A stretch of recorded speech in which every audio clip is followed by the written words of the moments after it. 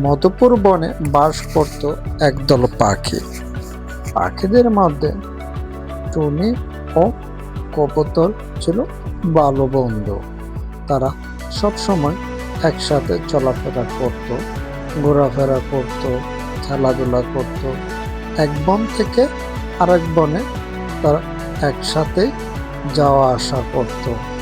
কবুতর দে, আজকে তোমার সাথে আমি সারাটা দিন কাটাবো।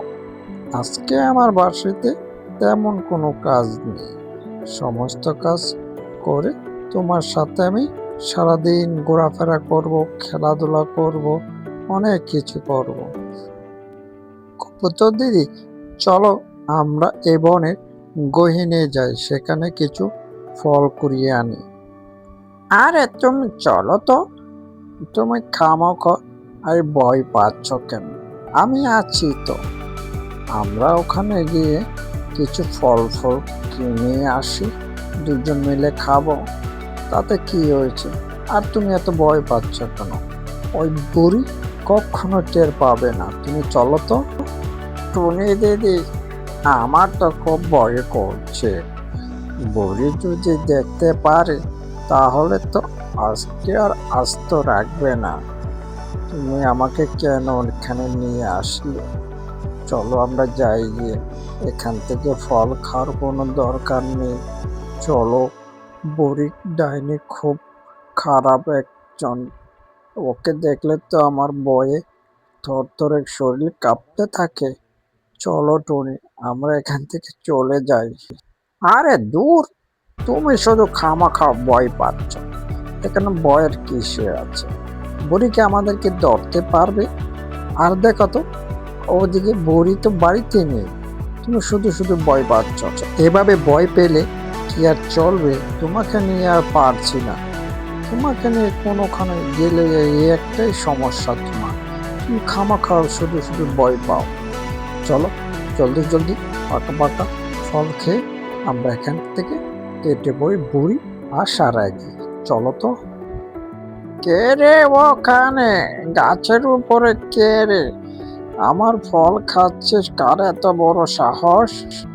আরে তোরা দুজনে আমার তো সমস্ত ফলগুলো নষ্ট করে ফেললি খেয়ে।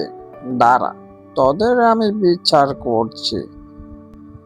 এই বলতেই পাখি দুটি ভয় পেয়ে তারা গাছ ছেড়ে চলে গেল তাদের নিজের বাসায়। আর এদিকে বুড়ি খুব রেগে ফেগে এবং এদের বিচার করার জন্য সোজাসুজি বনের রাজা ঈগল মশাইয়ের বাড়িতে চলে এলো বুড়ি। বুড়ি ঈগল মশাইয়ের কাছে একের পর এক সমস্ত কথাগুলো বলতে লাগলো যে, আপনি তো এ বনের রাজা, আমি এসেছি আপনার কাছে একটি বিচার নিয়ে। আমার একটি গাছ ছিল এই গড়ের পাশেই, সেই গাছে কিছু ফল ধরেছিল। আর আপনার এই বনের কিছু পাখি, দুষ্ট পাখি, প্রতিদিন ওখানে গিয়ে আমার ফলগুলো খেয়ে খেয়ে শেষ করে ফেলছে। আপনি তো জানেন আমি একজন গরিব মানুষ, কুড়ের ঘরে থেকে সামান্য কিছু রুজি রোজগার করে জীবনযাপন করছি। এই ফল গাছটি কিছু ফল বিক্রি করলে তো আমি কিছু টাকা পেতাম। আপনার পাখিরা এগুলো আমার অনেক বড় ক্ষতি করে ফেলেছে। এই ফলগুলো, নষ্ট ফলগুলো আমি কোথায় বিক্রি করব?